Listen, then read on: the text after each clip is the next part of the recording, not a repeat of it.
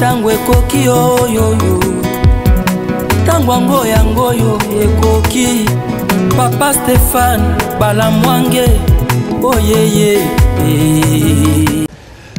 De nationalité britannique, il s'agit de Michaela Wrong, je pense. Michaela Wrong, voilà, merci. Elle a travaillé à l'agence Reuters. Elle a également travaillé à BBC, à Financial Times, et elle a couvert les derniers jours du maréchal Mobutu ainsi que les génocides rwandais. Il a même couvert l'entrée des troupes de l'AFDL à Kinshasa. Nous allons en parler dans cette émission. Elle a en même temps détentrice du prix James Cameron, qui lui a été décerné en 2010 pour sa vision morale et son intégrité professionnelle. Michaela Wrong, bienvenue sur ce plateau. Merci pour l'invitation. Comment vous sentez-vous? Vous vous retrouvez à Kinshasa après plusieurs années? Oui, pour moi c'est très excitant parce que ça fait 20 ans que je suis plus venue et ça a beaucoup changé. Je vois que la ville est beaucoup agrandie. La circulation, c'est un peu troublant. C'est un défi. Vous faites face aux embouteillages aussi, oui, le trafic. Mais il y a une énergie et ça bouge.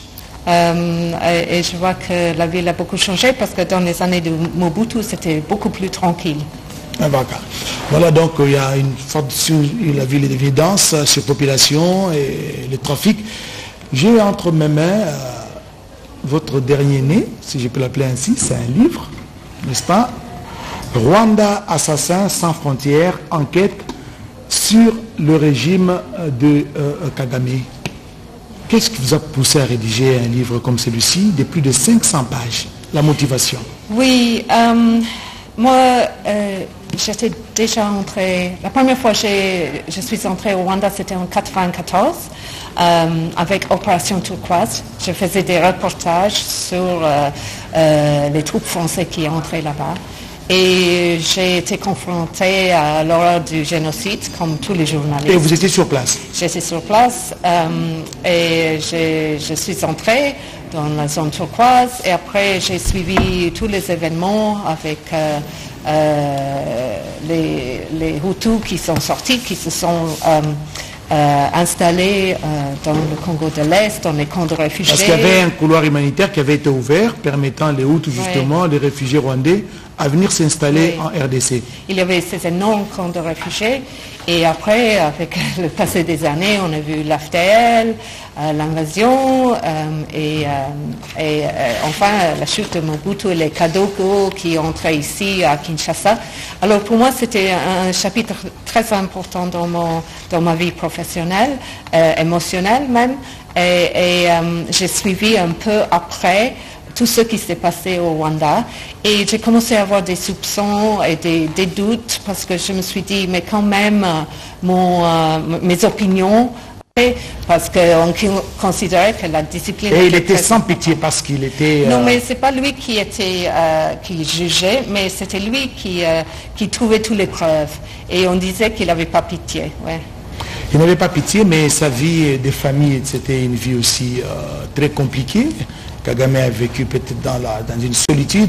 Et ce n'est pas ce qui les rattrape encore aujourd'hui, parce que si quelqu'un rate son enfance, ça les poursuit même à l'âge adulte. Ouais, c'est un monsieur qui a donné beaucoup d'interviews et il a parlé de sa jeunesse dans les camps de réfugiés à l'ouest de Ouganda. Son père était un alcoolique, il est devenu alcoolique.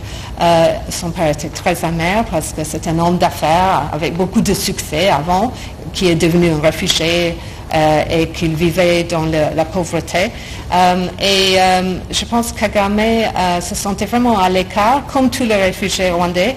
Il se sentait à l'écart de la société ougandaise, pas accepté, marginalisé, et il savait qu'ils allaient avoir des problèmes pour avoir des places à l'université, pour avoir des emplois.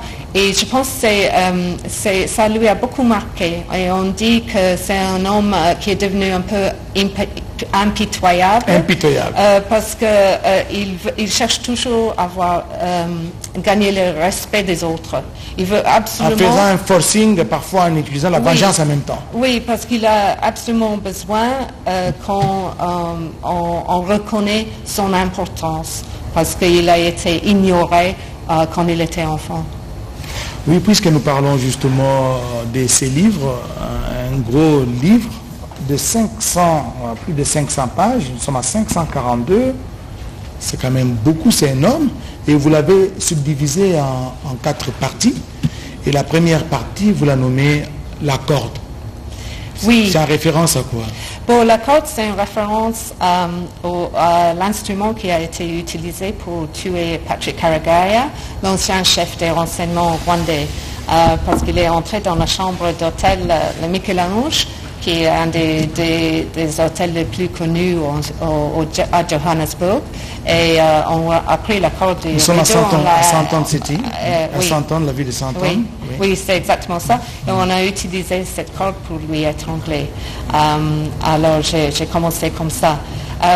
Il faut dire que c'est un ouvrage qui est assez long, mais on me dit que ça se lit facilement, parce qu'il y a un aspect de polar sur cette histoire, parce que c'est vraiment une histoire un thriller, quoi, des agents secrets, des espions, des assassinats à l'étranger, des escadrons de mort qui sont envoyés à l'étranger par le régime à Kigali.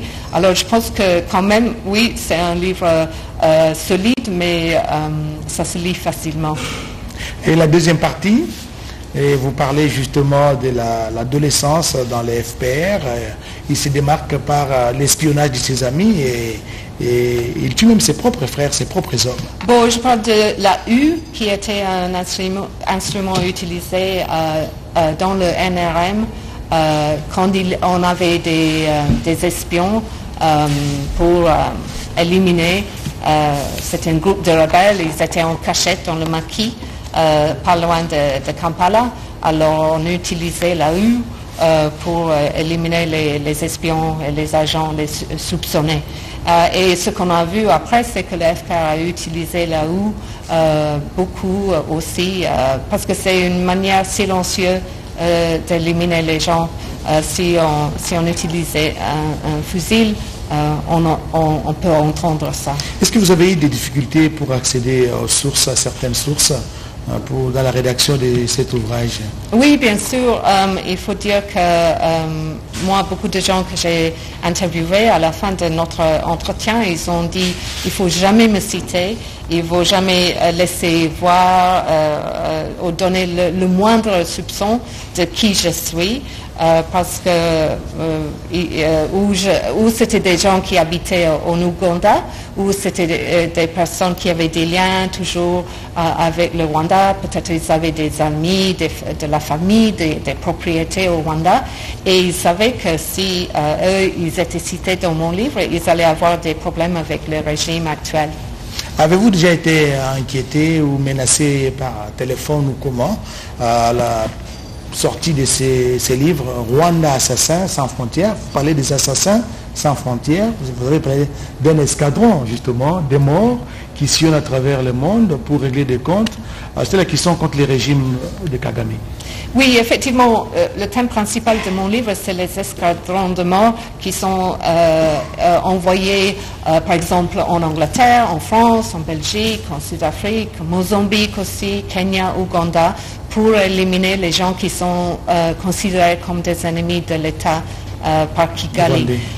Moi, personnellement, je pense que j'ai beaucoup de chance parce que je suis occidentale, je suis européenne. Les gens qui sont en danger, c'est les journalistes africains. Et surtout, c'est très, très difficile de faire son boulot si on est un journaliste rwandais. On essaie de faire bien son travail. Il y a eu beaucoup de cas de journalistes rwandais qui ils ont disparu, ils ont dû enfuir. S'exiler Ils habitent maintenant en exil, en Europe ou ailleurs, aux États-Unis, au Canada. Où ils se sont fait abattre, on sait ça. Alors j'ai beaucoup de respect pour ces hommes et ces femmes parce que ce qu'ils essayent de faire, c'est presque impossible. Mais l'image qui est présentée aujourd'hui du Rwanda, c'est un pays de bonne gouvernance, une destination touristique. Mais ce que vous présentez dans cet ouvrage, c'est pratiquement une autre image diamétralement opposée. Mais pourquoi aujourd'hui les Occidentaux sont en train de miroiter au monde une autre image du Rwanda par rapport à ce qui s'est fait à l'intérieur? Parce qu'il n'y a pas de démocratie. Le président de la République est là, il est voté à 90%, et tout. Mais cela est dû à quoi? Oui, c'est vrai, il y a une grande différence entre l'image et la réalité avec le Rwanda. Moi, je pense que pendant longtemps, il y a eu une sensation de culpabilité grâce au génocide. On était très conscients à l'étranger que pendant que les gens étaient en train de se battre au Rwanda, il y avait une force des Nations Unies basée à Kigali et sur place, et on n'a rien fait. On a même retiré ces troupes. Et les gens, la communauté internationale se sentaient coupables de ça. Et le Rwanda savait ça, le FPR le savait, ils utilisaient ça vraiment comme un instrument et une carte à jouer. Dès que Kagame était critiqué, il disait toujours « Ah mais comment vous osez me critiquer? Vous avez abandonné le Rwanda pendant que mes frères étaient en train de se faire massacrer. » Donc le génocide, c'est un fonds de commerce absolument. Oui, bon, c'est très important, mais aussi il faut dire que plus récemment, je pense qu'il y a maintenant des intérêts importants, des intérêts de la France par exemple. Vous avez dit ça, et il y a la Grande-Bretagne aussi. Et la Grande-Bretagne aussi. Chez moi, en Grande-Bretagne, on veut absolument trouver un endroit pour envoyer les demandeurs d'asile. On ne veut pas les recevoir chez nous. Et on a signé un contrat avec le gouvernement à Kigali et ils ont dit qu'ils vont les recevoir. Mais les ONG se sont opposés à cela. Bon, parce que c'est vraiment bizarre comme projet. Je veux dire, c'est un petit pays surpeuplé, très pauvre, et ils acceptent de recevoir nos demandeurs d'asile, qui en plus ce sont des personnes qui ont fui la persécution politique. On ne va pas les envoyer au Rwanda quand même. Alors nous on a nos propres intérêts et ça veut dire qu'on n'exprime pas ce que notre gouvernement ne s'exprime pas avec une honnêteté là-dessus. Au niveau de la France, je pense que c'est évident que la France se sent plus à son aise en Afrique. Les militaires français, on les demande de partir du Sahel, du Burkina, du Mali et autres. Ils ont des problèmes de sécurité en Mozambique avec l'installation totale. Et je pense que la France compte sur le Rwanda d'envoyer ces militaires comme des mercenaires modernes qui vont régler les problèmes de sécurité un peu partout en Afrique. C'est ça justement l'enjeu du soutien des Occidentaux, notamment de la Grande-Bretagne et de la France au Rwanda. Et qu'est-ce que, d'après vous, vous êtes journaliste, qu'est-ce que le politicien congolais, le gouvernement congolais devrait faire pour changer la donne, pour présenter la vraie image du Rwanda, et parce que le Rwanda aujourd'hui qui agresse la RDC vis-à-vis, via bien sûr le M23, le mouvement terroriste du M23, les rapports des Nations Unies l'a dit, l'a signifié, et plusieurs experts l'ont démontré noir sur blanc que le M23 entre guillemets n'existait pas. C'est le Rwanda justement qui agresse la RDC. Qu'est-ce que les politiciens congolais devraient faire pour faire entendre leur voix? Bon, je pense qu'il faut passer un message direct et clair. Et si on regarde un peu ce que fait le Rwanda, ils sont vraiment très forts dans les relations publiques. Ils passent un message très direct. Il y a beaucoup de rencontres entre Kagame et les chefs d'État à l'étranger. Et ils dépensent beaucoup d'argent sur les boîtes, les entreprises qui sont payées pour faire les relations publiques.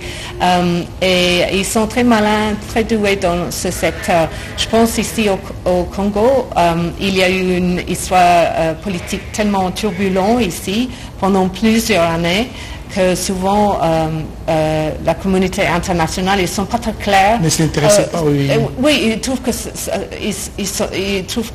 c'est très confus, ils ne savent pas très bien avec qui il faut parler, et ils sont un peu perdus avec le Congo. Et je pense même c'est un pays qui les effraie un peu. Mais avec l'avènement de l'actuel président, Félix Antoine Tshisekedi Tshilombo, il est tout le temps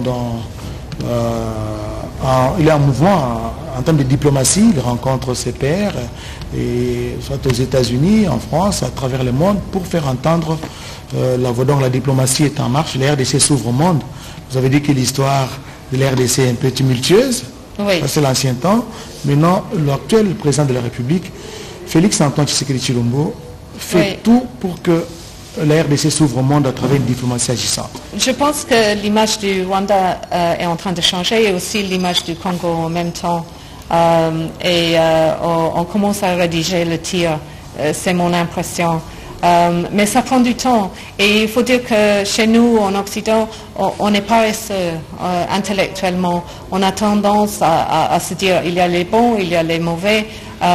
Et après, on identifie les partis. Et après, on ne veut plus changer l'impression, la perspective. On reste toujours sur les mêmes impressions, les mêmes perspectives.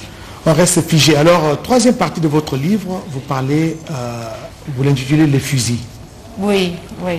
Pourquoi?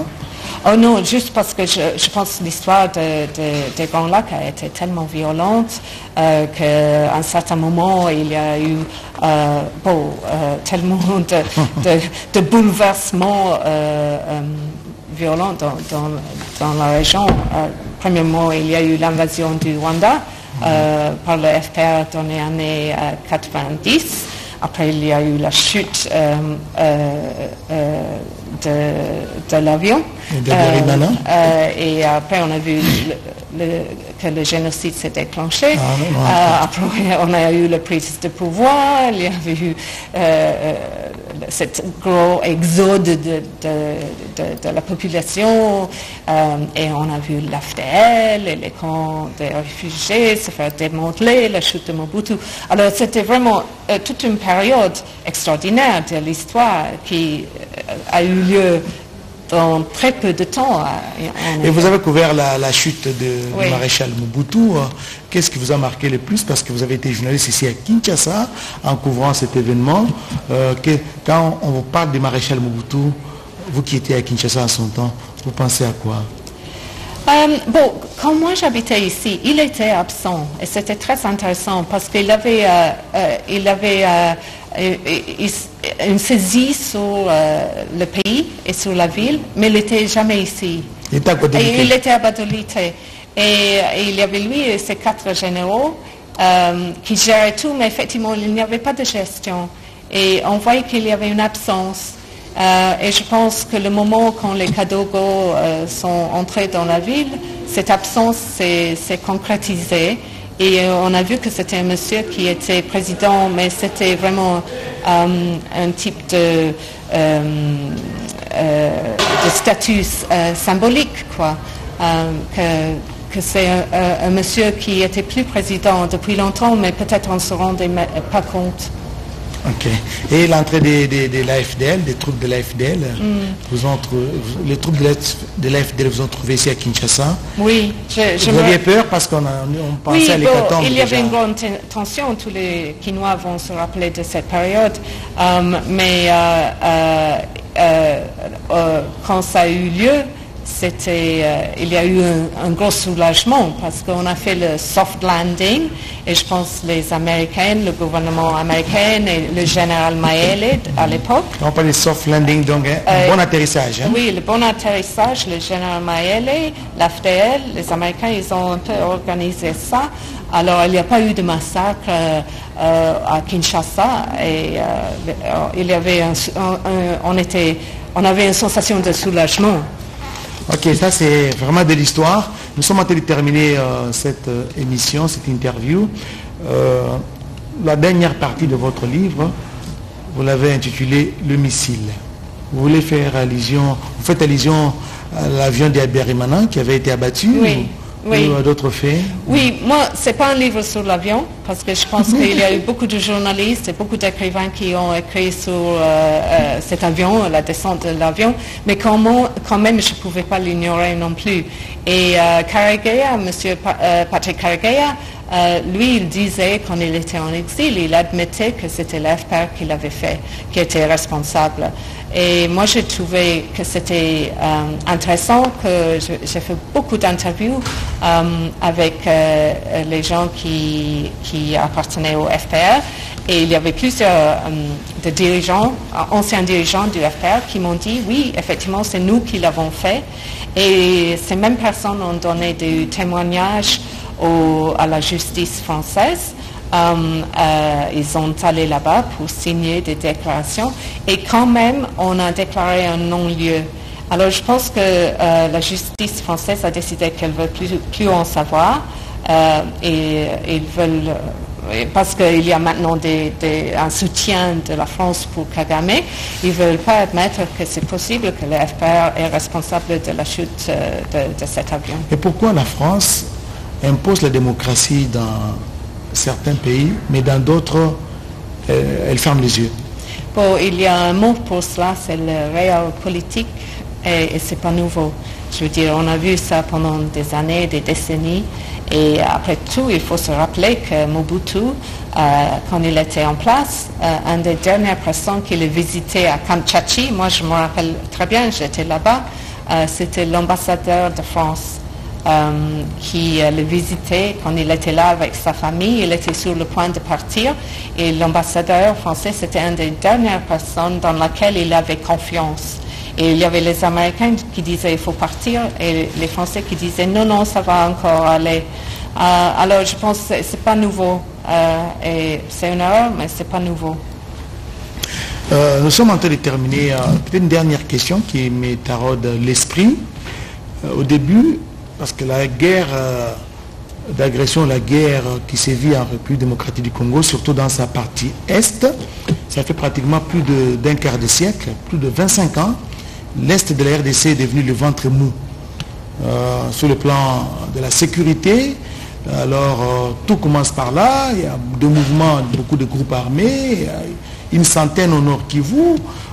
En Ituri, vous avez les Codeco, vous avez FPIC, d'autres groupes armés locaux. Mais je voudrais savoir, parce que le Rwanda justifie son invasion RDC à la recherche, à la poursuite de FDLR, des Hutus. Oui. Mais aujourd'hui, ce n'est plus les FDLR, ce sont les minéraux qui sont en train de rechercher. Bon, le FDLR, ça existe, mais ce n'est pas comme avant. Il y avait un moment où c'était vraiment une menace pour le Rwanda. Ils attaquaient en continuation et c'est pour cela que le FPR a démantelé les camps dans les années 96-17.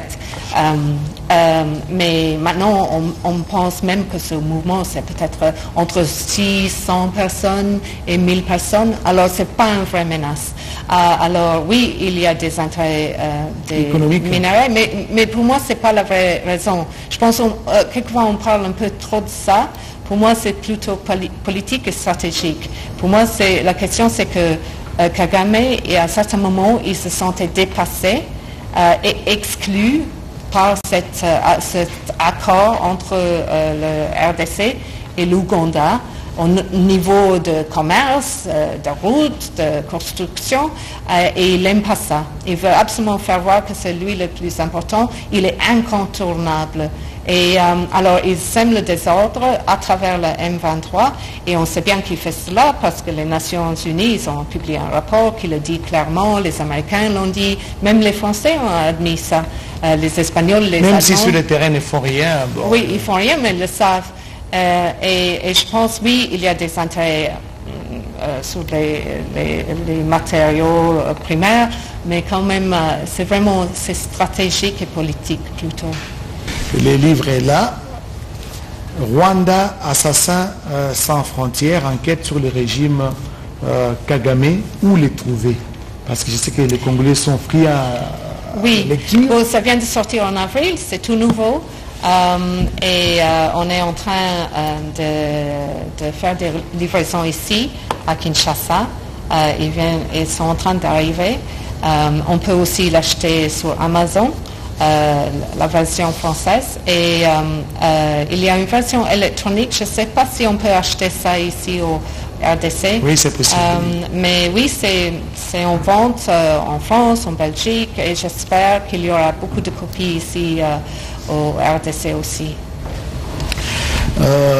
Michaela Rong, il ne me reste qu'à vous dire sincèrement merci. À moins que vous ayez un mot à adresser à tous ces Congolais qui vous suivent, ces Chinois. Je suis très contente parce que c'est un livre qui est sorti en anglais il y a 2 ans. Mais c'était très lu en Ouganda, au Kenya, au Rwanda, en Sud-Afrique, tous les pays où on parle un peu d'anglais. Mais ici, je ne pouvais pas avoir une discussion avec le public parce qu'en général, les Congolais parlent français. Alors j'espère avec cette copie, cette version, cette traduction, ça peut changer. Et la traduction a pris 2 ans. Tango ekoki oyoyo, tango angoyo ekoki, Papa Stéphane Balamwange, oyeye.